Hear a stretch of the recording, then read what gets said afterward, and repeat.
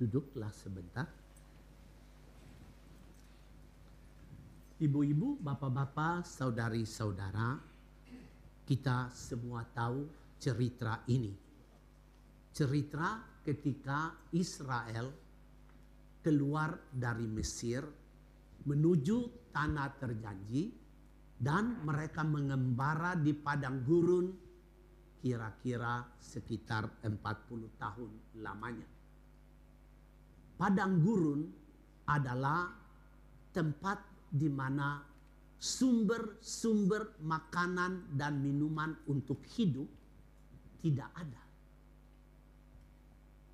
Padang gurun adalah tempat di mana hawanya panas dan orang berjalan di dalam situasi yang tidak nyaman, tidak aman dalam kehidupan selama perjalanan itu.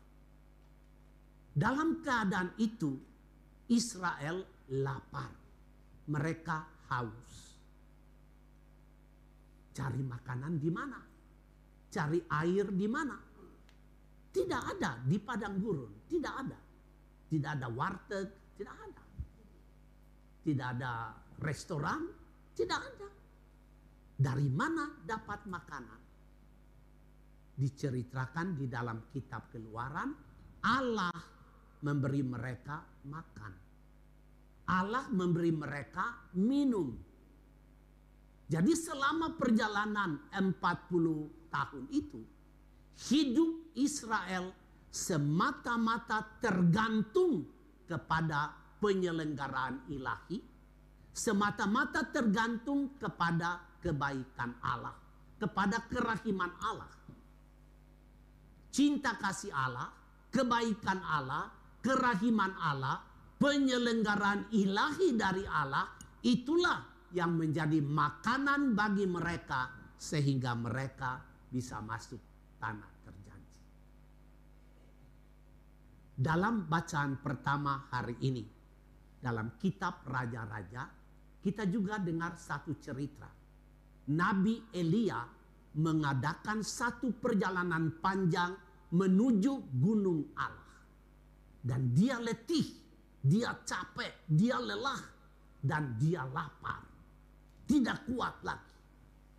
Menurut cerita tadi, Elia merebahkan diri di sebuah pohon dan dia katakan, udah kalau Tuhan mau ambil, silakan ambil aku. Tetapi tiba-tiba datanglah seorang malaikat menyentuh kepala Elia dan dia katakan, bangun dan makan. Elia bangun dan makan, ada roti dan air yang disediakan oleh malaikat itu. Dan menurut cerita tadi dari bacaan pertama, setelah Elia makan, dia mendapatkan kekuatan sehingga dia bisa berjalan 40 hari lamanya sampai ke Gunung Horeb, yaitu Gunung Allah.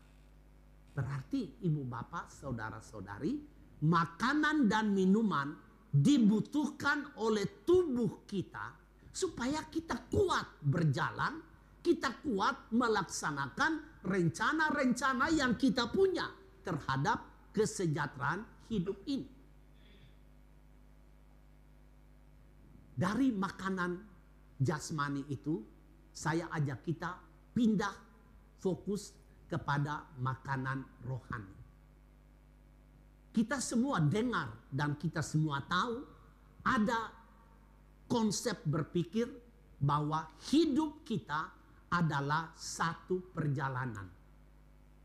Kita semua mendengar dari cerita-cerita dalam khotbah-khotbah, ada berita begitu, hidup adalah satu peziarahan dari bumi ini menuju surga. Apa artinya? Hidup adalah satu perjalanan, hidup adalah sebuah peziarahan. Artinya, hidup kita adalah satu perjalanan jiwa. Bukan perjalanan tubuh saja, tetapi perjalanan jiwa dari bumi ini menuju hidup kekal yang tadi digambarkan oleh Yesus di dalam Injil Yohanes.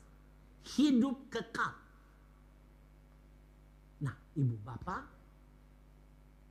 pertanyaan kita, kalau jiwa melakukan perjalanan itu, mestinya jiwa juga mendapat makanan supaya jiwa ini mampu terus berjalan sampai ke hidup yang kekal itu. Tetapi perjalanan jiwa adalah satu perjalanan yang lurus, perjalanan yang benar, perjalanan yang tidak tersesat, perjalanan yang tidak di dalam kegelapan, perjalanan yang tidak dengan hati mendua, tetapi satu perjalanan lurus di jalan yang benar tanpa menyimpang sampai kepada hidup yang kekal. Seperti tubuh melakukan perjalanan, dia butuh kekuatan, jiwa juga dalam melakukan perjalanan sampai ke hidup kekal itu, jiwa perlu mendapat makanan. Pertanyaan kita, dari mana jiwa mendapat makanan? Hari ini Tuhan Yesus berkata, akulah roti yang turun dari surga. Siapa yang makan roti ini, dia akan hidup selama-lamanya. Dia akan hidup kekal. Siapa yang makan dagingku, dia akan memperoleh hidup yang kekal. Nah, ini makanan yang Tuhan sedia kepada kita. Dan makanan itu adalah ini. Misa Kudus. Ekaristi Kudus. Itu adalah makanan. Makanan yang Tuhan sedia bagi jiwa. Bagi jiwa kita. Kita tidak bisa mengharapkan bahwa tubuh kita memberi makan kepada jiwa. Tidak. Yang memberi makan kepada jiwa supaya jiwa berjalan lurus dan benar adalah Kristus sendiri. Dan dia setiap saat dia mengundang kita, ayo datang makan, ambil gandum dan roti tanpa bayar. Ayo kamu yang haus datang dan minum. Ayo kamu yang tidak punya duit datang, ambil makan, minum anggur, minum susu gratis. Tuhan menyediakan dirinya untuk makanan jiwa kita.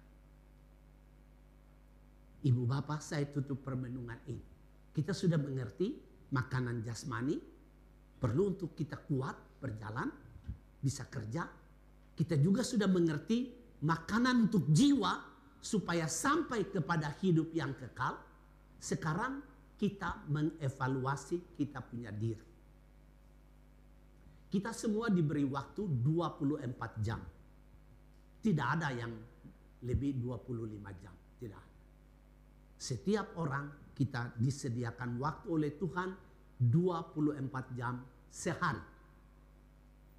Mari kita bertanya, dari 24 jam itu saya memakai berapa jam untuk mengurus tubuh saya. Urus tubuh ya. Mulai bangun, mandi, lihat HP, makan pagi, makan siang, makan malam, tidur. Mandi saja, kalau perempuan mandi bisa 1 jam barangkali. Ya, berhias, sisir rambut, lihat begini, kurang bagus, ubah lagi. Atau pakai baju, kayaknya hari ini hari apa ya? Kartini, harus pakai kebaya, ganti lagi. Urus tubuh saja, berapa jam itu satu hari kita pakai untuk mengurus tubuh kita. Yang kedua, kita semua kerja untuk mencari nafkah. Nafkah itu penting untuk kesejahteraan keluarga kita. Pertanyaannya, berapa waktu dari 24 jam itu kita pakai untuk kerja dan mencari nafkah? Yang ketiga, kita juga bekerja, kita punya keluarga. Berapa lama dan berapa waktu kita pakai untuk mengurus kesejahteraan keluarga kita? Ini 3 hal. Tubuh, harta, kekayaan, nafkah, dan keluarga. Yang keempat sekarang kita tanya, dari 24 jam itu berapa jam yang kami pakai untuk urus jiwa kami? Berapa waktu yang kita pakai untuk urus jiwa kita?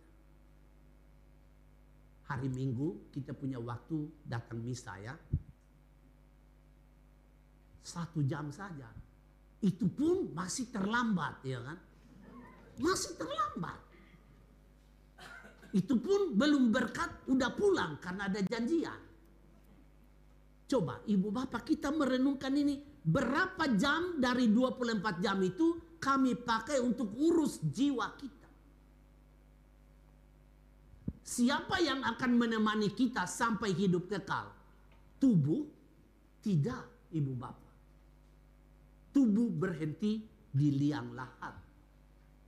Tubuh tidak bawa kita sampai ke surga. Tidak. Harta, milik, kekayaan, status, nama baik, pangkat dan jabatan. Tidak. Selesai di liang lahat. Dia tidak bawa sampai surga. Keluarga? Tidak. Keluarga yang kita cintai? Tidak. Pada waktu kita mati, dia hanya berdiri termenung melihat peti jenazah kita diturunkan. Dia tidak bawa sampai di hidup kekal. Siapa yang menemani kita sampai hidup kekal? Jiwa kita. Jiwa kita yang akan menghadap ke Allah. Nah, ibu bapak, mari kita sama-sama mengaku ternyata jiwa kita ini kekurangan gizi.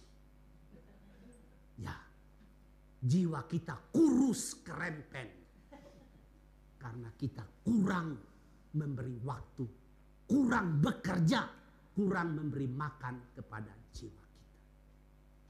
Mari dengan bacaan firman hari ini kita semua menyadari, ayo kita punya waktu 24 jam. Dari waktu 24 jam itu sisihkanlah yang cukup untuk memberi makanan kepada jiwa kita.